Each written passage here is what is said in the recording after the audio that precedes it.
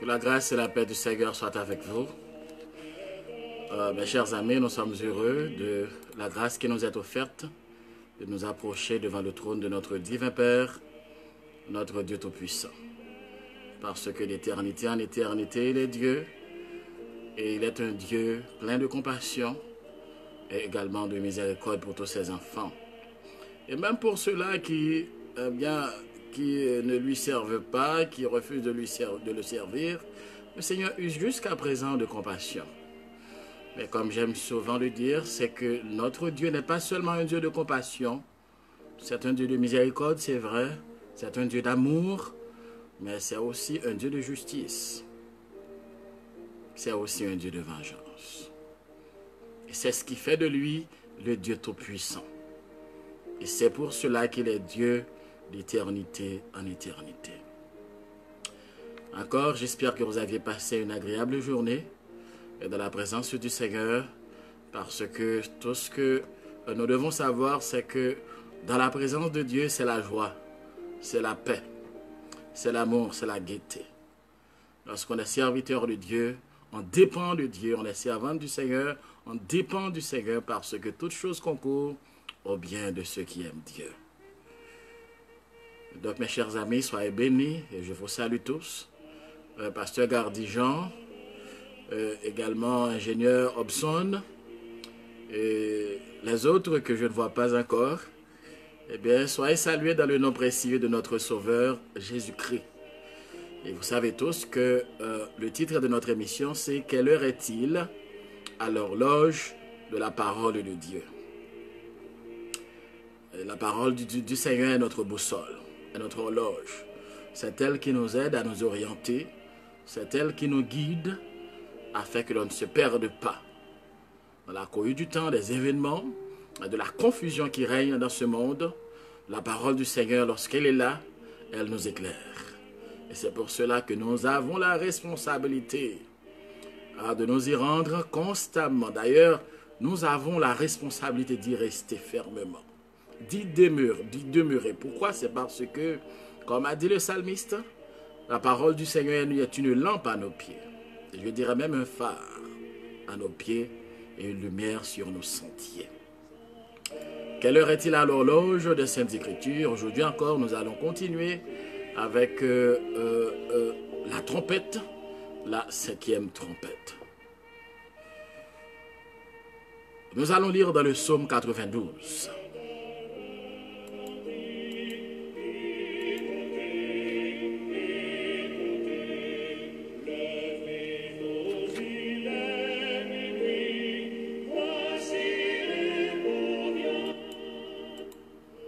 Le psaume 92, il est beau de louer l'Éternel et de célébrer ton nom, ô Très-Haut, d'annoncer le matin ta bonté et ta fidélité pendant les nuits, sur l'instrument à 10 cordes et sur le luth, au son de la harpe. Tu me réjouis par tes œuvres, ô Éternel, et je chante avec allégresse l'ouvrage de tes mains. Que tes œuvres sont grandes, ô Éternel, que tes pensées sont profondes. L'homme stupide n'y connaît rien. Oui, l'homme stupide n'y connaît rien. Et l'insensé n'y prend point garde. Si les méchants croissent comme l'herbe, si tous ceux qui font le mal fleurissent, c'est pour être anéantis à jamais. Mais toi, tu es le Très-Haut, à perpétuité, ô Éternel. Car voici tes ennemis, ô Éternel. Car voici tes ennemis périssent. Tous ceux qui font le mal sont dispersés. Et tu me donnes la force du buffle, fraîche. Mon œil se plaît à contempler mes ennemis, et mon oreille à entendre mes méchants adversaires. Les justes croissent comme le palmier. Ils s'élèvent comme le cèdre du Liban, plantés dans la maison de l'Éternel. Ils prospèrent dans les parvis de notre Dieu. Ils portent encore des fruits à la vieillesse. Ils sont pleins de sève et verdoyants, pour faire connaître que l'Éternel est juste. Il est mon rocher, et il n'y a point en lui d'iniquité. Parole du Seigneur.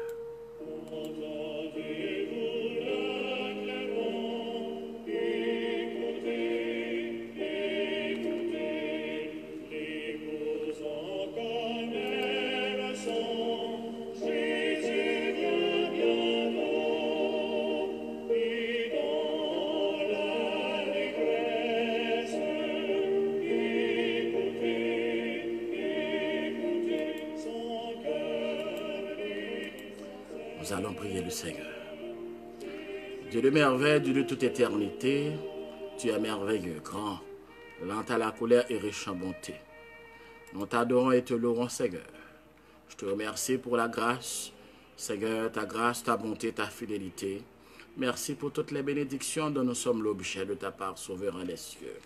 Chaque jour, nous nous rendons compte, Seigneur, combien ta fidélité est grande.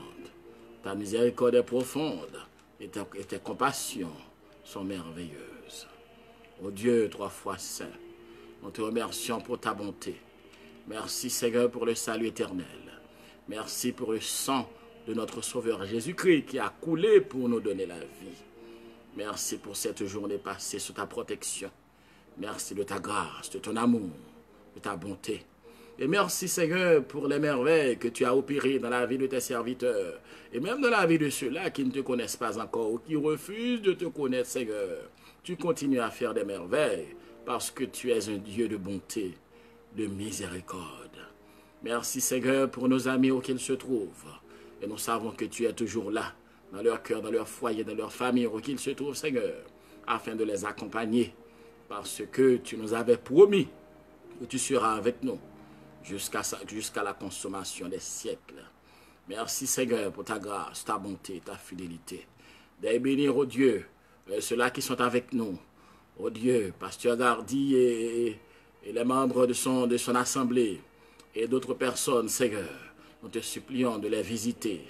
Et notre belle-mère, Sœur Alice Blanc, puisses-tu la visiter, souverain des cieux. Et d'autres personnes, Seigneur, ceux-là qui nous écoutent du côté d'Haïti, ceux-là qui nous écoutent en direct ou en différé, Seigneur, nous te supplions de les guider davantage. Permets que ta parole puisse pénétrer la porte de leur cœur, ô Dieu, car notre foi doit être fondée sur ta parole, car ta parole est la vérité. Donne-nous ce soir encore, Seigneur, l'assistant de ton Saint-Esprit. C'est elle notre professeur, notre enseignant, Seigneur. Oui, puisse-t-il se manifester au milieu de nous, afin que nous puissions, ô Dieu, apprendre à salut. Permets que ta parole, ô Dieu, puisse opérer des merveilles dans notre vie, des changements, des transformations, Seigneur. Et donne-nous la grâce de ne pas nous borner à écouter seulement ou à enseigner, Seigneur. Donne-nous la faveur de mettre en application ta parole, pour que notre vie, ô Dieu, on soit calqué, Seigneur.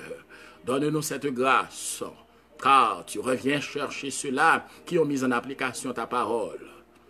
Tu reviens chercher ceux-là qui t'ont obéi, Seigneur. Ceux-là qui pratiquent ta sainte volonté.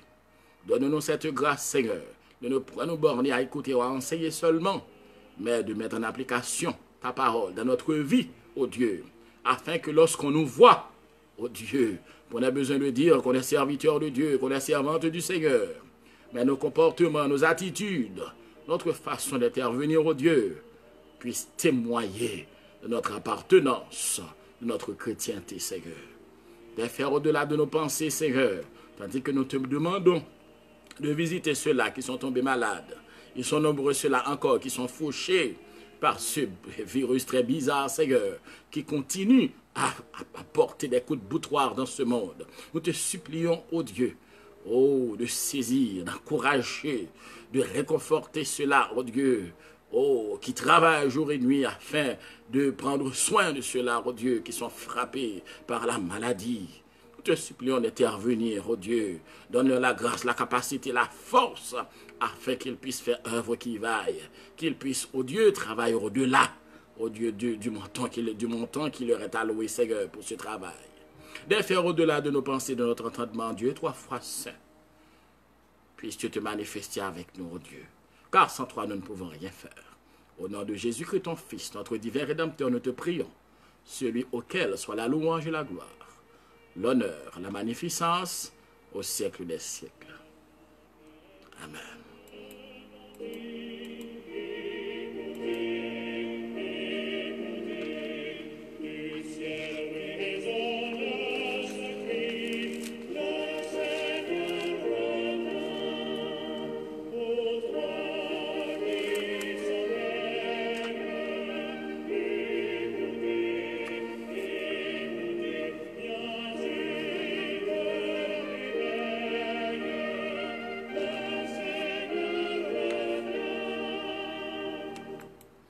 Encore mes chers amis, salutations à tous ceux-là qui sont présents avec nous pour participer à cette séance de formation, enseignement de la parole de Dieu, qui se trouve dans le livre de l'Apocalypse. Mais il faut dire aussi que nous ne sommes pas en train d'étudier profondément, ou du moins totalement, le livre de l'Apocalypse dans sa totalité. Nous sommes en train d'étudier les 70 semaines du prophète Daniel. Donc, on a déjà vu les deux premières parties, mais on se trouve maintenant dans la troisième partie depuis quelques semaines. Cette troisième partie, eh bien, là, on étudie eh bien, les trois séries de jugements qui doivent s'abattre sur l'humanité durant cette période appelée la période de la grande tribulation. C'est la période pendant laquelle l'Antichrist sera au pouvoir avec son gouvernement. Ce sera aussi un nouvel ordre mondial. Eh bien, durant ce moment-là, où l'humanité qui s'est rebellée contre Dieu sera dans l'admiration de l'Antichrist. Pourquoi est-ce qu'on l'appellera l'Antichrist? C'est parce que il s'attaquera à Dieu, eh bien, il se dressera contre Dieu, il usurpera le trône de Dieu, la place de Christ. Et nous avions étudié également, lorsqu'on est en fait le personnage de Antiochus Épiphane IV, eh bien, lui qui avait eu un comportement eh bien, qui préfigurait la venue de l'Antichrist, eh bien, c'est pour cela qu'on l'avait dit que ce type-là, eh bien, il nous montre déjà eh bien, ce que va être cet homme du péché, comme la Bible l'appelle, cet impie, homme du péché, l'Assyrien, l'adversaire de Dieu. Donc, il se comportera de cette façon-là, et c'est pour cela que d'ores et déjà, la parole de Dieu, eh bien, à titre d'information, aide l'humanité à débusquer ce type, à l'identifier que ce type sera l'Antichrist. C'est lui qui usurpera le trône de notre Seigneur et Sauveur Jésus-Christ, qui l'écrasera par le souffle de sa bouche. Alléluia. Donc nous avions déjà commencé à étudier les 7 sceaux. Nous avions étudié, en fait, on a déjà terminé avec la première série de jugements, les 7 sceaux. On est dans la deuxième série, les 7 trompettes. N'oubliez pas que dans la première série, les 7 sceaux, il est question, c'est un quart de l'humanité. C'est pour cette raison qu'on dit que cette première série de jugements sera une série de jugements préventifs. Pourquoi? C'est parce que la parole de Dieu souligne que c'est seulement un quart de l'humanité qui sera affecté, qui sera frappé sévèrement, c'est vrai, mais ce sera un quart de l'humanité qui sera frappé par les jugements des 7 sceaux. Mais pour les 7 trompettes, eh bien, il est question d'un tiers. Donc, on comprend que dans les trompettes, il y a une augmentation de l'intensité des jugements eh bien, qui s'abattront sur l'humanité. On a déjà parlé des premières, deuxième, troisième et quatrième sceaux. On a entamé eh bien, la cinquième trompette. Et dans la cinquième trompette, on y reste un petit peu de temps, parce que la cinquième trompette eh bien, contient beaucoup de jugements. Donc, afin de pouvoir mieux comprendre, on y reste quelques instants. Dans l'Apocalypse chapitre 9, nous allons commencer à partir du verset 1er. Apocalypse chapitre 9. Le 5e ange sonna de la trompette, et je vis une étoile qui était tombée du ciel sur la terre.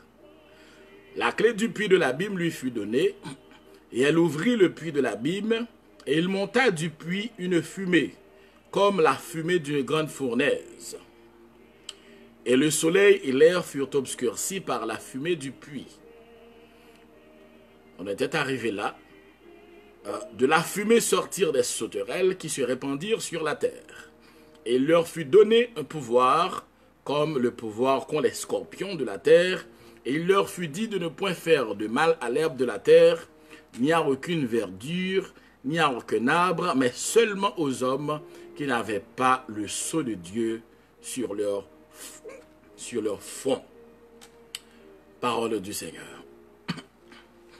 On a déjà vu les deux premières parties pour parler de cette étoile, cet ange qui est tombé. Nous avions dit qu'il ne s'agit pas d'un corps céleste, comme nous avions vu dans les sceaux, qu'il y a des montagnes embrasées.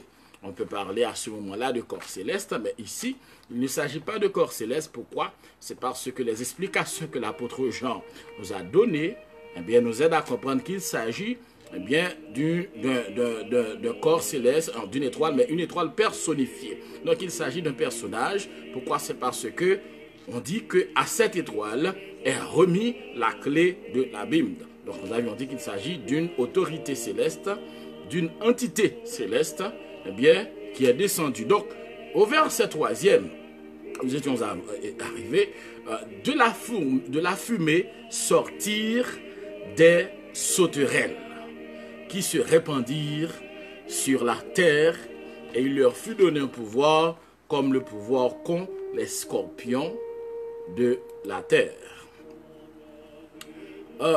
On nous dit que de la fumée sortir des sauterelles. Nous avions parlé de la fumée pour dire que la fumée qui sort de l'abîme n'est autre qu'une sorte de corruption.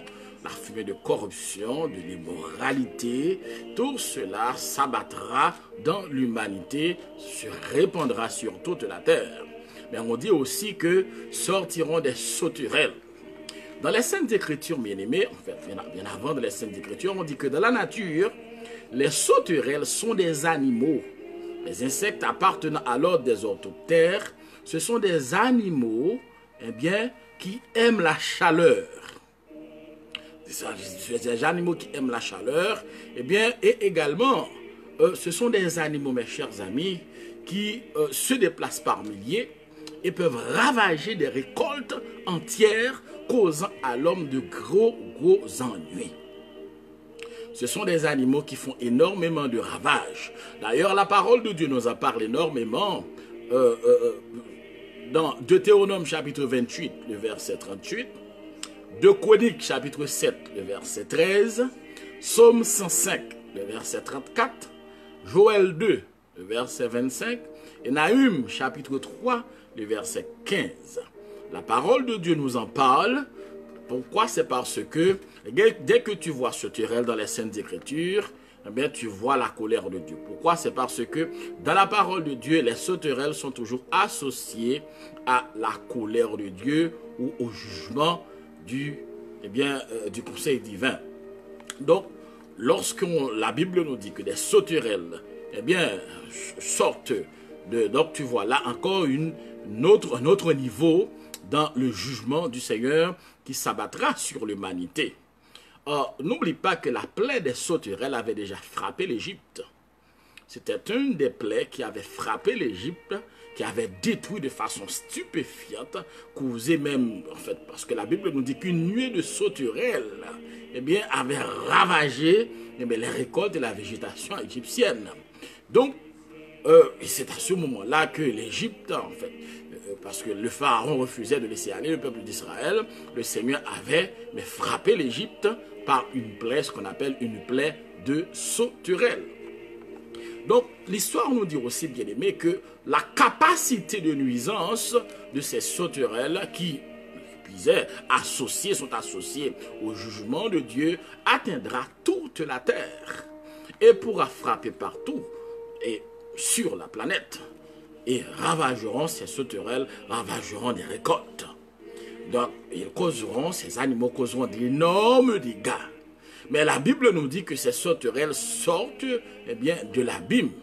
Donc, ça nous aide à comprendre qu'il ne s'agira pas des sauterelles comme des animaux physiques auxquels nous sommes habitués. Ce seront des démons dont la mission consistera uniquement à causer des dégâts, des ravages, à nuire à l'existence de l'être humain. Pourquoi? C'est parce que l'humanité, durant cette période-là, plongera dans une immoralité abjecte, ce sera le summum de l'immoralité, le summum de la déchéance de l'être humain. Donc, en ce moment, le Seigneur, dans sa colère, frappera. Donc, ces démons causeront des dégâts qui ressemblent fortement aux dégâts des sauterelles, ou bien que les sauterelles avaient causés, eh bien, en Égypte, lorsque le Seigneur avait frappé l'empire égyptien afin de pouvoir libérer le peuple d'Israël. Donc, c'est pour cela que Jean, eh bien, sous l'onction du Saint-Esprit, a pu voir ces démons, eh bien, sous forme de sauterelles. C'est parce que les ennuis qu'ils causeront à toute la planète, à l'humanité entière, ce moment-là, eh bien, seront des ennuis semblables à ceux que peuvent causer les sauterelles ou à ceux qu'avaient causé les sauterelles en Égypte. Mais il faut dire aussi que les dégâts que les sauterelles avaient causés en Égypte ne sont en rien aux dégâts que causeront ces sauterelles. Pourquoi? C'est parce qu'en Égypte, c'était des sauterelles naturelles. Alors que durant la période de la grande tribulation, ce ne seront pas des sauterelles naturelles, ce seront des démons qui, eh bien, sortiront, eh bien, de l'abîme afin de pouvoir causer des dégâts énormes, des dégâts profonds, eh bien, à l'humanité. Mais n'oublie pas, l'humanité rebelle. Parce que ce sera une humanité rebelle, et n'oublie surtout pas que l'Église du Seigneur, ce qu'il faut toujours avoir en tête, que cette période de la grande tribulation n'est pas faite pour l'Église de Jésus-Christ. C'est fait pour ces gens qui se sont rébellés, les gens qui refusent de mettre en application la parole du Seigneur, ces gens qui refusent, eh bien, d'obéir au Seigneur. Eh bien, ces gens-là seront laissés lors de l'enlèvement de l'Église de Jésus-Christ. L'Église de Jésus-Christ, une fois partie, et comme j'ai l'habitude de vous le dire, la parenthèse une fois fermée, eh bien, la grande tribulation, cette période difficile, douloureuse, débutera aussitôt que l'Église est partie. Donc, ces dégâts, eh bien, c'est pour les gens qui seront présents dans l'humanité, au cours de l'humanité, qui se sont rébellés contre Dieu durant cette période que nous appelons la période de la grande tribulation. Donc, on comprend pourquoi la parole du Seigneur associe ces démons, eh bien, à pourquoi? C'est parce que les ravages qu'ils causeront seront des ravages, eh bien, seront semblables aux ravages que les démons naturels. Cependant, l'intensité sera énorme.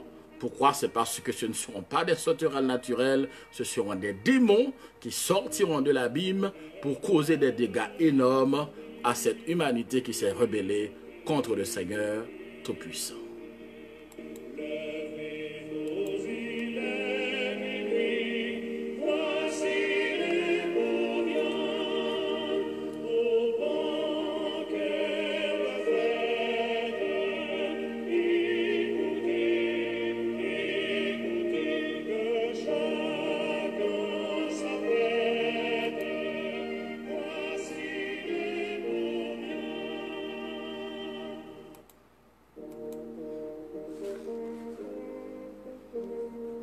Avant de continuer, je salue pasteur ingénieur Frandy. Salutations à toi et à ta famille.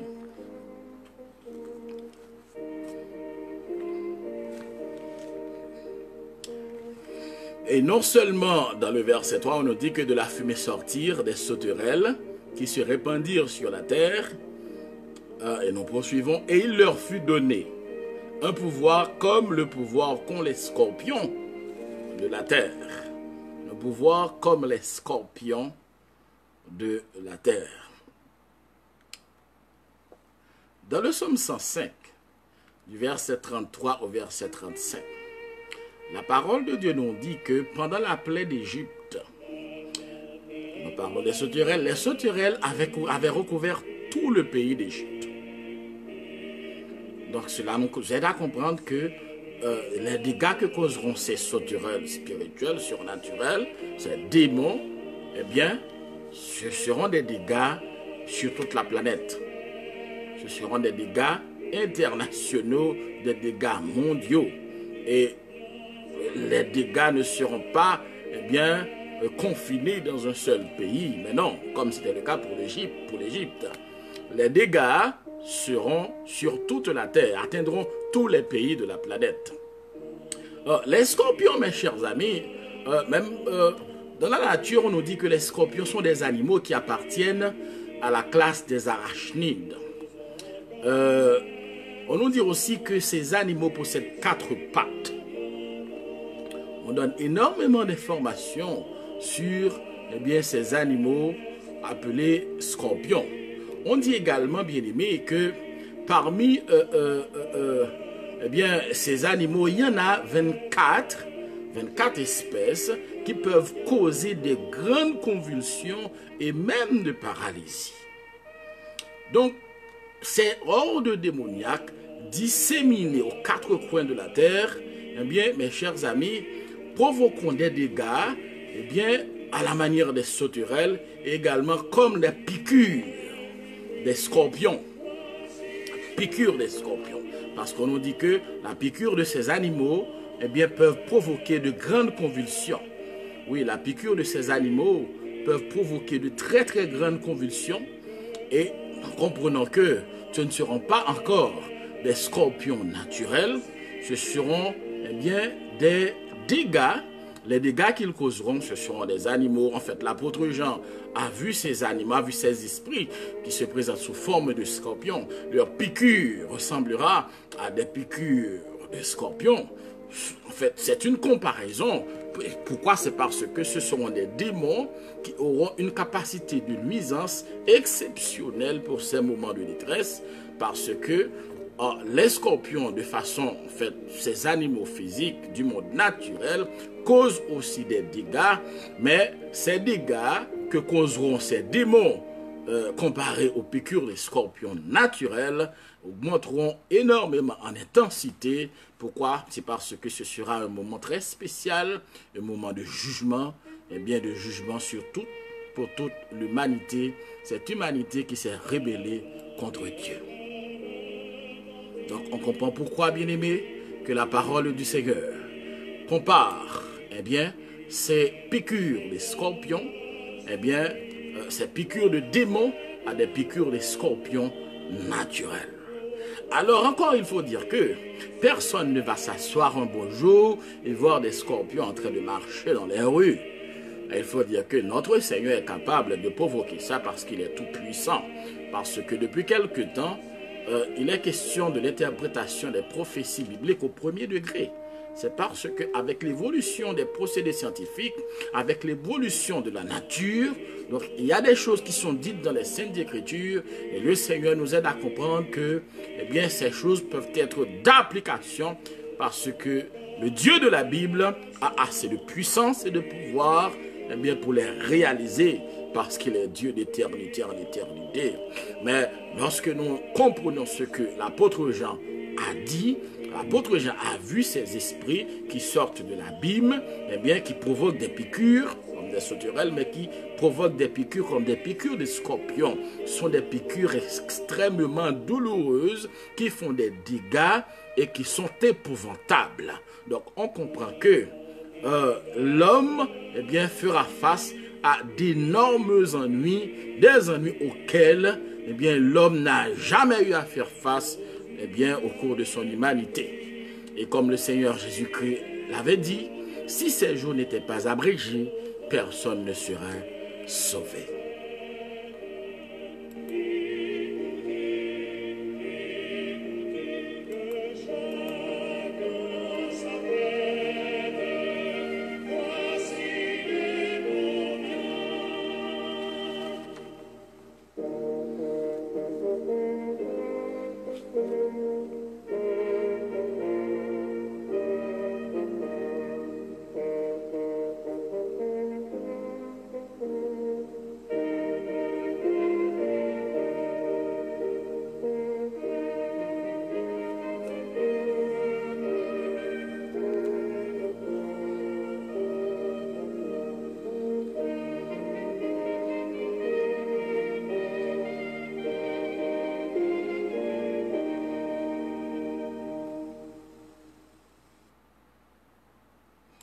Nous poursuivons au verset 4e.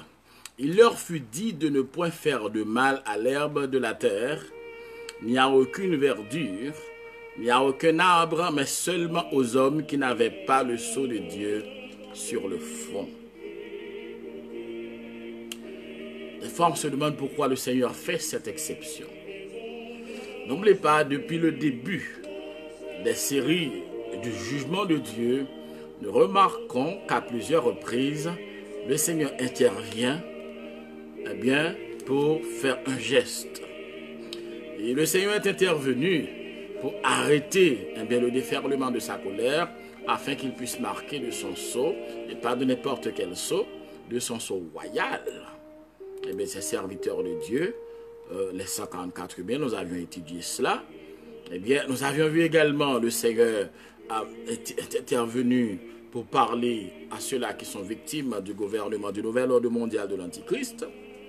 Donc cela renforce l'idée que notre Dieu n'est pas seulement un Dieu de justice, c'est un Dieu d'amour.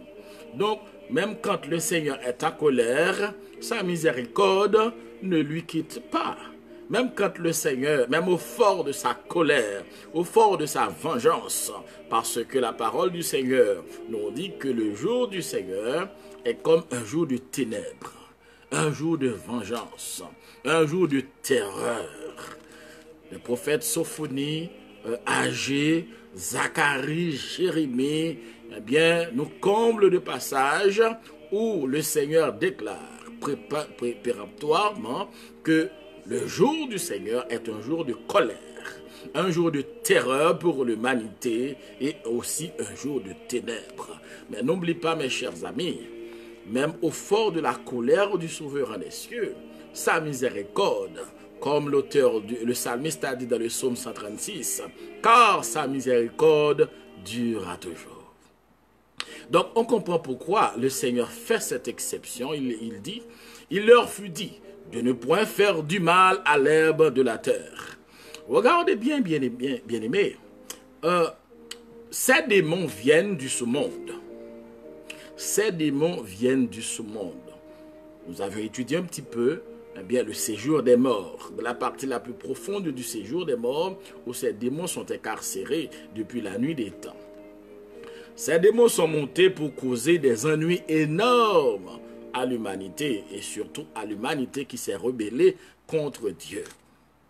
C'est une preuve qui nous montre que Satan et son gouvernement sont sous la puissance de Dieu. Satan, même quand il fait des bruits énormes, il ne peut rien faire que dans les limites qui lui sont tracées par le souverain des cieux, le Dieu tout-puissant. Donc, mes chers amis, en tant que serviteurs de Dieu, en tant qu'enfants du Seigneur, nous n'avons pas à craindre les griffes de l'ennemi. Nous n'avons pas à craindre les aboiements de Satan. Même quand il aboie avec beaucoup de fracas, nous devons rester, comme dit le cantique, doucement, tranquille. Nous devons rester calmes. Pourquoi? C'est parce que le Seigneur est au contrôle. Regardez bien, ces démons viennent du sous-monde et pourtant, ils ne peuvent pas aller au-delà des limites qui leur sont tracées par le divin droit de notre souverain rédempteur. Parce que la Bible nous dit qu'il leur fut dit de ne point faire du mal à l'herbe de la terre. Puisqu'il leur fut dit de ne point faire de mal à l'herbe de la terre, ni à aucune verdure, ni à aucun arbre, cela nous aide à comprendre que le Seigneur est au contrôle. Le Seigneur est au contrôle. C'est pour cela, mes chers amis, nous devons faire confiance à notre Dieu. Restez calmes.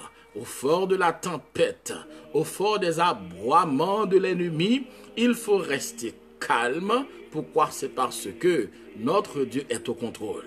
Il contrôle tout, même les bruits, les fracas du monde des ténèbres, parce que Dieu est Dieu d'éternité en éternité.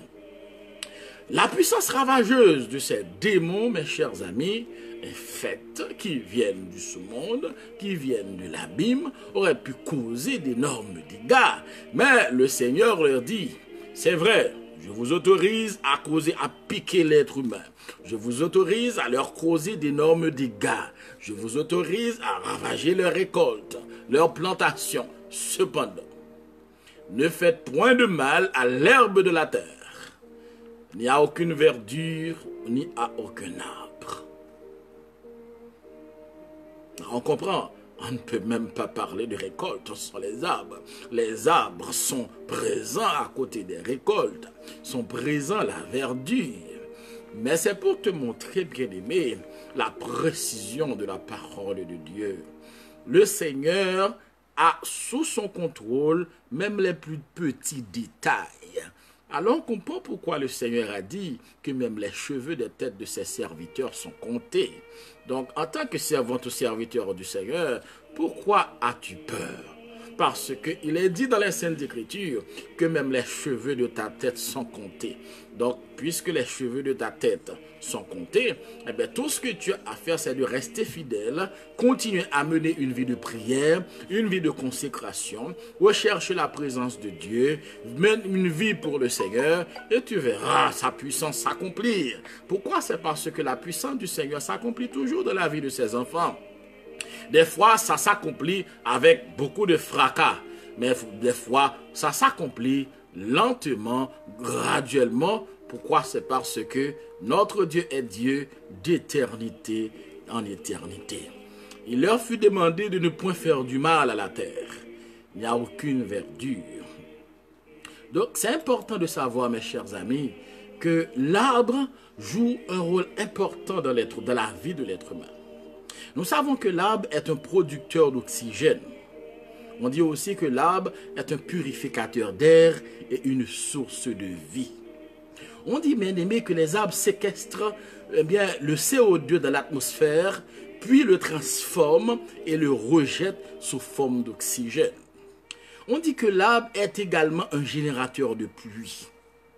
Pourquoi? C'est parce que il ne suffit pas que de la vapeur d'eau soit présente dans l'atmosphère pour qu'il pleuve. Il faut des germes autour desquels s'agglomèrent les molécules d'eau de plus en plus nombreuses, de sorte qu'elles finissent par former une goutte d'eau qui tombe. Eh bien, on comprend que les arbres émettent des molécules qui servent de germes. Donc, de cette façon, l'arbre est aussi un générateur de pluie. On dit que l'arbre est synonyme de diversité biologique. Donc, la disparition d'une seule espèce végétale peut entraîner à elle seule l'extinction de 30 espèces animales. On dit que l'arbre lutte contre l'érosion du sol. L'arbre améliore la qualité de l'eau. Pourquoi? C'est parce que ses racines permettent de filtrer l'eau et ainsi d'obtenir une meilleure qualité de l'eau. Donc, on comprend que sa présence aussi réduit le volume des eaux de ruissellement. Sa présence protège les sources d'eau et réduit les dommages causés par les inondations. Bien aimé, on saurait compter les bienfaits des arbres dans la vie humaine. On dit que l'arbre aussi participe à la régularisation des écarts extrêmes de température. L'arbre participe à la qualité de vie. L'arbre est le moteur économique. L'arbre aussi est un attrait touristique et aussi un économiseur d'énergie. Donc, bien aimé, alors on comprend pourquoi le Seigneur, dans sa miséricorde, il a décidé de protéger la verdure, de protéger l'herbe de la terre. Pourquoi? C'est parce que ça fait partie du caractère miséricordieux de notre Dieu. Les jugements du Seigneur sont là, eh bien, ces jugements frappent de façon graduelle, de façon à, aider l'être humain à faire un choix aussi. Mais tu vas voir que l'homme continuera dans son entêtement à se révolter contre Dieu.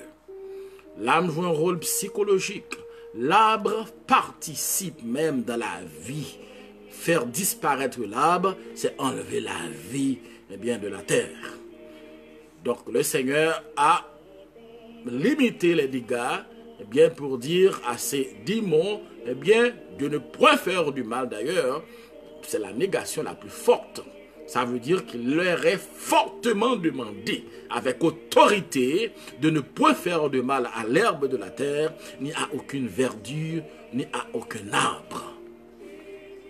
Là aussi, bien-aimé, c'est une preuve de souveraineté de notre Dieu. C'est vrai, des fois, on se demande la question, mais Seigneur, pourquoi tu permets à ces événements, à ces malheurs, eh bien, de survenir dans ma vie? Pourquoi tu permets ces ennemis?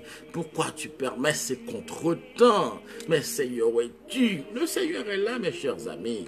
Mais n'oublie pas que notre Dieu est aussi un pédagogue. Le Seigneur veut que tu grandisses en maturité. Le Seigneur veut que tu grandisses, en fait, tu le connaisses mieux. Le Seigneur veut que tu atteignes une nouvelle dimension dans ton intimité avec lui. Le Seigneur, comme avait dit Job, eh bien, après que Job eut fini de traverser ces moments d'épreuve, Job a déclaré, mes oreilles avaient entendu parler de toi, mais maintenant mon œil t'a vu. C'est la preuve que Job, eh bien, au sortir de ces moments d'épreuve et de difficulté, Job a acquis une nouvelle dimension dans sa connaissance de Dieu, la connaissance pratique de Dieu, dans son intimité avec le Seigneur, dans son niveau avec le Seigneur. Eh bien, le Seigneur veut nous rapprocher, nous approcher de sa présence, parce que dans sa présence, c'est la paix, c'est la joie, c'est la tranquillité et c'est la victoire. Donc, on comprend bien aimé, l'arbre, eh bien, est lié à la vie de l'homme sur la terre. Donc le Seigneur a limité les dégâts de ces démons. Eh bien, cela, on est toujours dans la 5e trompette. Au verset 5, toujours au verset 4e, il nous dit que, mais seulement aux hommes qui n'avaient pas le sceau de Dieu sur leur front. Aux hommes, le Seigneur a demandé, a ordonné à ces démons d'éviter de faire du mal, de causer du mal, eh bien, à la verdure, aux arbres, mais ils doivent nuire ceux-là qui n'ont pas le sceau de Dieu. Parole du Seigneur.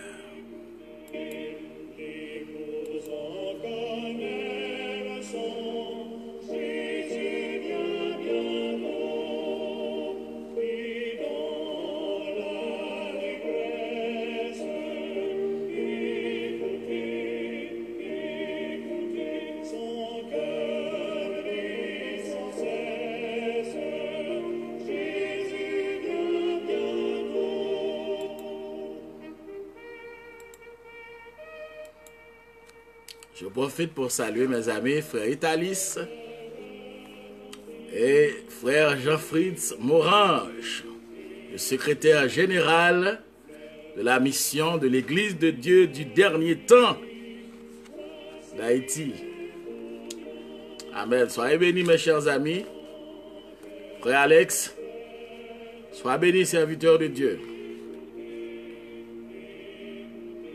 Et comme nous venons de dire, mes chers amis, que le Seigneur a limité les dégâts que peuvent causer ces gens, en fait, ces démons. Et le Seigneur a déclaré, leur a dit, eh bien, vous avez l'obligation de nuire à tous ceux-là qui ne portent pas le sceau de Dieu. En ce moment-là, mes chers amis, il y aura deux catégories de personnes. Pourquoi? C'est que depuis l'ouverture du 6e sceau, le Seigneur avait, en fait, à la fin du 6e sceau, le Seigneur avait ordonné à ses anges d'arrêter le déferlement de sa colère afin qu'il puisse marquer de son sceau ses serviteurs. C'est à ce moment-là que les 54 000 avaient été scellés. Les 54 000, la grande foule, les serviteurs du Seigneur.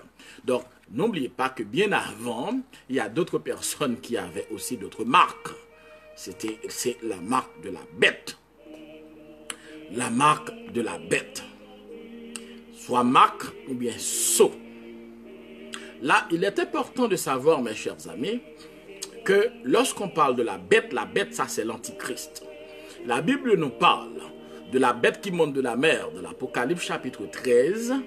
La bête qui monte de la mer, c'est l'Antichrist, parce que la mer symbolise l'ensemble des nations. Ce sera l'Antichrist. Et le faux prophète, ce sera la bête qui montera de la terre, est symbolisée par la bête qui monte de la terre. Donc ces deux personnages, eh bien, feront énorme. En fait, ce sont des gens qui travailleront à la solde de Satan. Donc lorsque la Bible nous parle lorsque le Seigneur ordonne à ses démons d'éviter de frapper, de nuire aux autres personnes, mais d'éviter ceux-là qui sont scellés par le Dieu Tout-Puissant, c'est parce qu'en ce moment, il y aura deux catégories de personnes scellées. Des personnes qui sont scellées par le diable, ce sont ceux-là qui ont la marque de la bête, et d'autres qui sont scellés par Dieu. La marque de la bête, c'est dit dans la parole de Dieu, la marque de la bête est 666. Je l'ai traité à plusieurs reprises. Il y a la marque spirituelle, il y a aussi la marque physique. Parce que, comme je vous l'ai dit, mes chers amis, de nos jours, lorsqu'on parle de la marque de la bête, beaucoup de personnes disent « Moi, je ne vais pas prendre la marque de la bête. Je n'aime pas la marque de la bête. Je ne veux pas la marque de la bête. » Mais laissez-moi vous dire, mes chers amis, la condition, ce n'est quoi, non, d'éviter de prendre la marque de la bête? C'est d'accepter Jésus dans son cœur. C'est de soumettre sa vie à Jésus-Christ. Pourquoi? C'est parce que si tu as déjà la marque spirituelle, eh bien, tu auras la marque physique. Tu auras la marque physique. D'ailleurs, la marque de la bête ne sera pas seulement... La marque de la bête 666 sera aussi un système de gouvernement. Ce sera une méthode de gestion. Ça englobera également la politique du nouvel ordre mondial. D'ailleurs, par le temps qui court, il y a énormément de préparatifs qui se font. Et les préparatifs se multiplient à longueur de journée. Lorsqu'on parle du numérique, etc., c'est la marque de la bête. Mais la marque de la bête ne restera pas seulement dans le numérique. La marque de la bête englobera toute la politique du gouvernement mondial. Mais laissez-moi vous dire que selon la parole du Seigneur, lorsque cette marque sera imposée, sera devenue obligatoire dans le monde entier, en ce moment-là, l'Église du Seigneur ne sera pas sur terre. Donc, tu peux commencer par te faire une idée.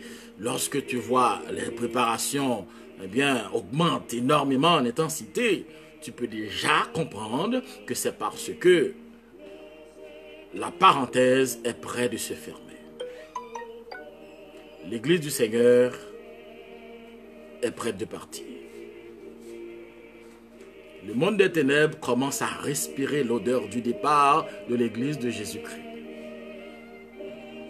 Le monde des ténèbres commence à respirer, prend l'odeur, sent l'odeur de l'enlèvement de l'Église.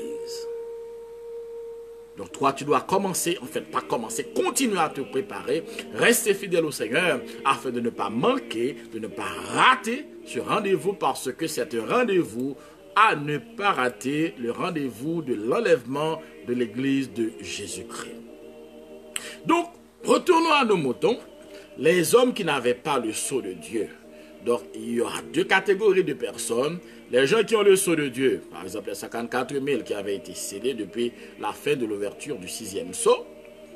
Et également les gens de la grande foule. En réalité, ce sont des personnes qui prennent leur courage à deux mains et qui décident d'affronter le gouvernement de l'Antichrist, d'affronter ses méthodes de travail, d'affronter les faux prophètes, d'affronter le mal, qui sera vraiment quelque chose d'inouï dans ce monde, qui décideront, quoi qu'il arrive, de s'abandonner au contrôle du Tout-Puissant, de servir le Seigneur, d'affronter même au prix de leur vie. Alors ces gens-là, ce sont des serviteurs de Dieu, c'est eux qui auront le sceau de Dieu. Et le Seigneur décide de les épargner et il ordonne à ces démons de ne point toucher ses serviteurs, ceux-là qui ont le sceau de Dieu. Il faut dire aussi depuis la nuit des temps. C'est vrai de l'autre côté, le monde a toujours utilisé des sceaux, des marques. Mais le Seigneur aussi a toujours pris du temps pour sceller ses serviteurs. Et même au temps de l'Église, actuellement, aussitôt que tu reçois le Seigneur dans ta vie, tu reçois le sceau du Saint-Esprit. Parce que c'est grâce à ce sceau qui fait que Satan ne te détruit pas. C'est grâce à ce sceau qui fait que tu peux passer toute la journée à dire merci au Seigneur, à adorer le Seigneur, à dire gloire à Dieu, à aller travailler, à retourner chez toi, à te coucher, à te réveiller le lendemain. C'est grâce à ce sceau qui fait que le monde des ténèbres ne t'a pas encore annihilé. Parce que Satan a énormément de moyens pour provoquer des destructions en masse. Satan dispose de plusieurs moyens pour faire des dégâts et des destructions. Mais, comme je vous l'ai déjà dit, que Satan est un animal qui est lié quelque part. Il est lié par la toute-puissance de Dieu. Même s'il aboie, il fait beaucoup de bruit. Il aboie avec fracas des fois. Mais les serviteurs du Seigneur n'ont pas à avoir peur. Pourquoi? Cet animal qui aboie avec autant de fracas, c'est un animal qui est lié quelque part. Il est lié par la toute-puissance de notre Dieu, qui est le souverain des cieux. Alléluia. Donc, on comprend que le Seigneur permettra que ces démons font des ravages énormes, mais le Seigneur ordonnera que ses serviteurs, ceux-là qui ont le sceau de Dieu sur leur front, soient protégés. Il en est de même actuellement, mes chers amis. En tant que servants des serviteurs du Seigneur, nous sommes protégés. Nous sommes protégés par la cohue de ces événements. Nous sommes protégés par tout ce qui passe. Si le Seigneur n'était pas là, mes chers amis, beaucoup de personnes se sont déjà suicidées. D'ailleurs, les informations disent que les cas de suicide ont augmenté en intensité. Il y a plein de gens qui refusent, qui ne peuvent pas continuer à subir cette affaire de confinement, qui ne peuvent pas supporter de rester à la maison, ou bien de ne pas aller au théâtre, de ne pas aller dans des endroits où on fait des choses immorales. Il y a des gens qui refusent, qui ne peuvent pas supporter ça. On dit qu'il y a les cas de suicide ont augmenté en Europe et en Amérique aussi. Non seulement il y a des gens qui ont perdu leur boulot, il y a des gens qui se demandent mais qu'est-ce qu'ils feront? Pourquoi? C'est parce que l'horizon s'obscurcit de plus en plus. Mais pour les enfants du Seigneur, ils n'ont rien à craindre. Pourquoi? C'est parce que le Seigneur a déclaré que votre cœur ne se trouble point. Croyez en Dieu et croyez en moi. Il y a plusieurs demeures dans la maison de mon Père. Et si cela n'était pas, je vous l'aurais dit. Donc, les serviteurs du Seigneur n'ont pas à craindre de ces événements. Au contraire, c'est normal, nous devons être prudents. Nous devons faire preuve de prudence. Nous devons marcher selon la volonté du Seigneur. Nous devons aussi respecter les prescriptions, les ordonnances des autorités. Il faut respecter les ordonnances des autorités civiles, etc. Il faut être prudent, mais il faut rester serviteur et servante du Seigneur. Pourquoi? C'est parce que notre Dieu, a fait provision pour ces moments. Il faut toujours lui donner gloire. Pourquoi? C'est parce que, en tant que servante et serviteur du Seigneur, toute chose concourt au bien de ceux qui aiment Dieu. Donc c'est pour ton bien que le Seigneur a permis tout cela. Oui, c'est pour ton bien. Parce que notre Dieu est au contrôle. Le psalmiste ne nous a-t-il pas dit dans le psaume 29 que l'Éternel était sur son trône lors du déluge? Eh bien, l'Éternel sur son trône règne éternellement. Gloire à Dieu. Donc, le Seigneur a dit seulement aux hommes qui n'avaient pas le sceau de Dieu sur leur front. Donc, c'est ce qui se produira durant ce moment qui sera un moment de jugement, un moment de colère. Gloire à Dieu.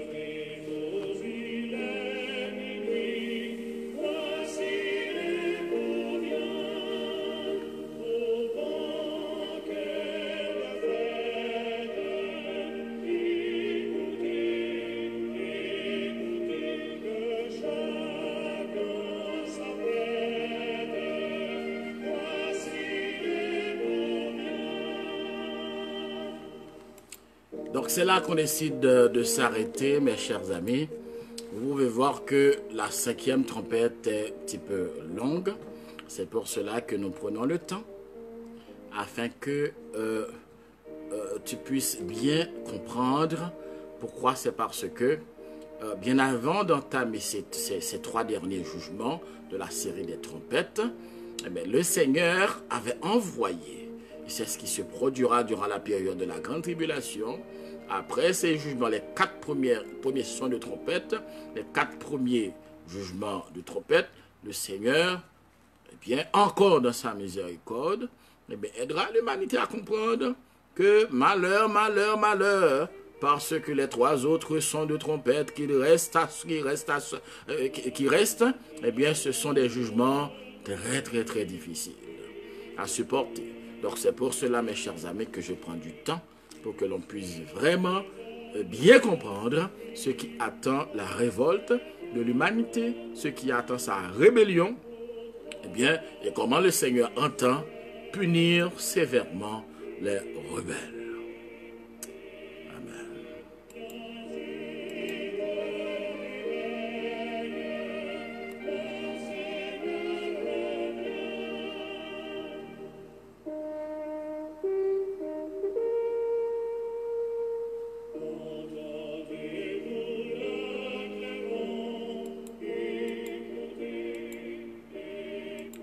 Prions le Seigneur. Dieu Tout-Puissant, Dieu de merveille, nous t'adorons encore, nous te louons, Seigneur. Nous ne cesserons jamais de t'adorer.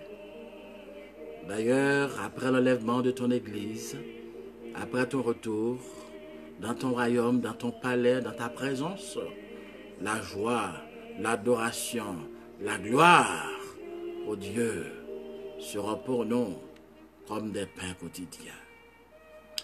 Merci pour ta grâce, merci pour ta parole. Ta parole que tu nous as donnée, Seigneur, afin de nous encourager à combattre le bon combat, à résister au péché, à rester fidèle, à mener le bon combat de la foi souverain des cieux. Permets que tes serviteurs qui ont participé avec nous, ô Dieu, permets qu'ils s'en rendent compte. Permets que nos vies, Seigneur, soient conformes à ta parole. Merci pour les mises en garde, Seigneur. Merci pour les mises en garde. Donne-nous de mettre en application. Donne-nous de continuer à combattre le bon combat, à résister au péché. Seigneur, à rester fidèle à ta volonté. Et, oh Dieu, à vivre pour toi, céleste Père. Merci pour ce moment que nous avions passé dans ta présence. Viens nous bénir davantage, Seigneur. Ceux-là qui étaient avec nous, oh Dieu, nous te supplions de les visiter, de les bénir. Donne-leur, Seigneur, la grâce de pouvoir enseigner à d'autres personnes, de pouvoir, oh Dieu, leur faire comprendre que le royaume de notre Dieu est proche, que le retour de notre divin Sauveur est proche et qu'ils ont besoin de se repentir. Donne-nous, Seigneur, la grâce, ô Dieu, d'être revêtus de la puissance redoutable du Saint-Esprit. Permets que chaque de nous, ô Dieu, possède le feu de l'évangélisation. Permets que chaque de nous, ô Dieu, soit des soldats aguerris. Donne-nous d'être bouillants, Seigneur. Donne-nous d'être bouillants, ô Dieu, afin de monter au front, d'ouvrir le feu, Seigneur, et de combattre le bon combat de la foi. La soirée, la nuit, Seigneur, on te sert devant toi. Nous te supplions, ô Dieu, de nous accompagner, d'accompagner nos amis où qu'ils se trouvent, Seigneur. Donne à chaque de nous la grâce de passer une agréable nuit, ô Dieu, dans ta présence. Dans ta présence. C'est vrai qu'il fait chaud dans certains pays, ô Dieu, mais nous savons que ta présence, ô Dieu, est plus importante que cette chaleur. Car la chaleur de ta présence procure la paix. La chaleur de ta présence procure la joie. Mais visitez, céleste Père, nos amis où qu'ils se trouvent. Ô Dieu, 3 fois saint. Les faire au-delà de nos pensées. Au nom de Jésus-Christ, ton Fils, nous te prions. Celui auquel soit la louange et la gloire, l'honneur, l'autorité, la magnificence, la connaissance, la miséricorde, la victoire, au siècle des siècles. Amen.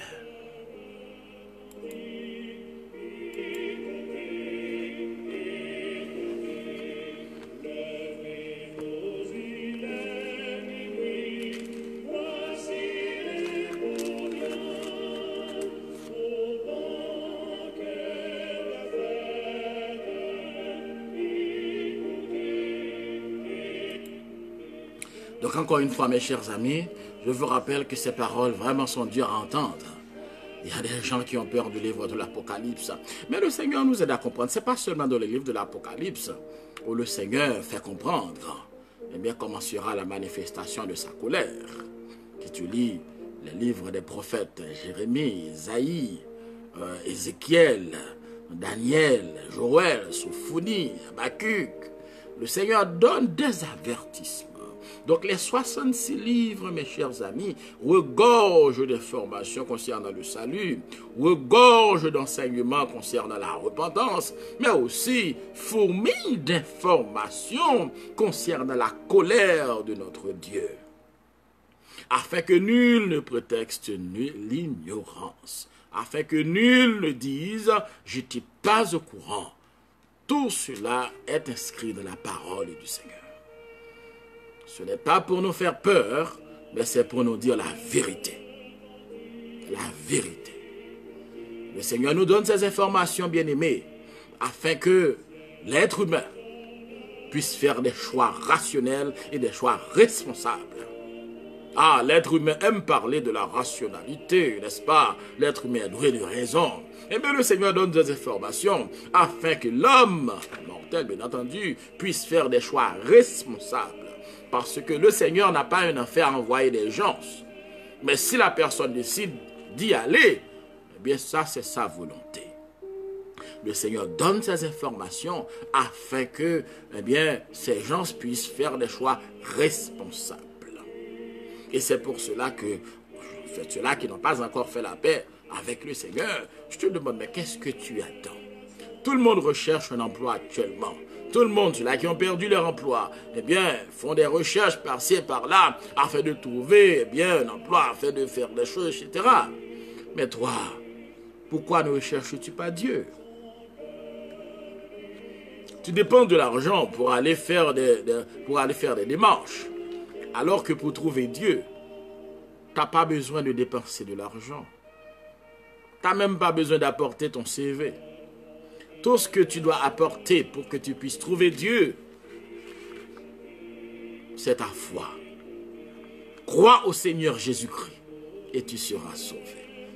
C'est tout ce dont tu as besoin. La foi de la présence du Seigneur, la foi.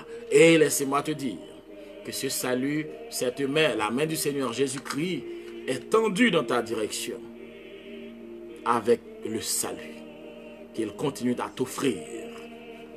Pourquoi ne l'acceptes-tu pas? Accepte ce salut, c'est dans ton intérêt. Ce n'est pas parce que le Seigneur a un manque d'adorateurs, a un manque d'admirateurs, a un manque de personnes qui lui soient fidèles, non, loin de là. Ce n'est pas parce que le Seigneur a un trou dans son royaume qu'il veut eh bien remplir, a une place dans son royaume qu'il a besoin absolument de trouver quelqu'un comme toi pour le remplir. Non, c'est dans ton intérêt. Le Seigneur est autosuffisant et de plus, il a des myriades et des myriades d'anges qui lui servent jour et nuit. C'est dans ton intérêt que le Seigneur t'offre le salut. Si tu l'acceptes, c'est dans ton intérêt. Pourquoi ne pas l'accepter? Accepte ce salut et tu seras sauvé. Ces informations sont données aussi, mes chers amis, pour aider ceux-là qui font profession de servir le Seigneur. Ceux-là qui choisissent de servir Dieu. Ceux-là qui se donnent à cœur joie servir Dieu. Pour qu'ils servent Dieu avec beaucoup plus de sérieux. Pour que tu serves, tu lui restes fidèle. Pour que non seulement, en fait c'est vrai, tu as fait un choix responsable, mais pour que tu saches que la vie éternelle, c'est quelque chose qu'il ne faut pas prendre à la légère. La vie éternelle, eh bien, on ne joue pas avec ça. On ne joue pas avec son âme, on ne joue pas avec sa relation avec Dieu.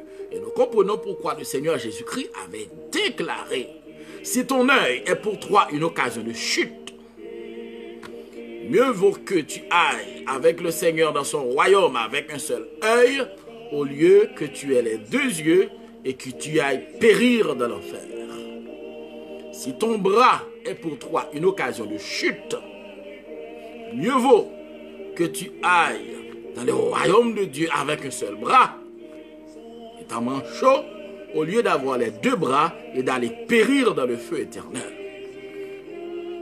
Tout cela, c'est pour que le Seigneur nous aide à comprendre, à saisir, eh bien, ne serait-ce que d'une façon parcellaire, l'importance du salut éternel, l'importance de ce sacrifice du calvaire, l'importance de ton âme, l'enjeu. Oui, le vrai enjeu, ton âme, l'importance de ton salut. Donc, il ne faut pas prendre cela à la légère. Les informations qui sont consignées dans la colère du Seigneur et qui sont consignées dans la Bible, c'est pour nous aider à prendre garde à la façon dont nous marchons, à prendre garde à la façon dont nous pratiquons notre foi. Parce que voici l'époux vient. Qu'il en soit ainsi pour vous. Au nom de Jésus-Christ, merci à tous ceux-là qui avaient pris du temps pour participer avec nous. Que le Seigneur continue à vous bénir. Si vous trouvez un peu de temps pour partager ces informations à d'autres, mes chers amis, parce que le temps est proche. Partagez ces informations à d'autres personnes, parce que le temps est proche. Et c'est ça notre responsabilité en tant que servants des serviteurs du Seigneur. Amen.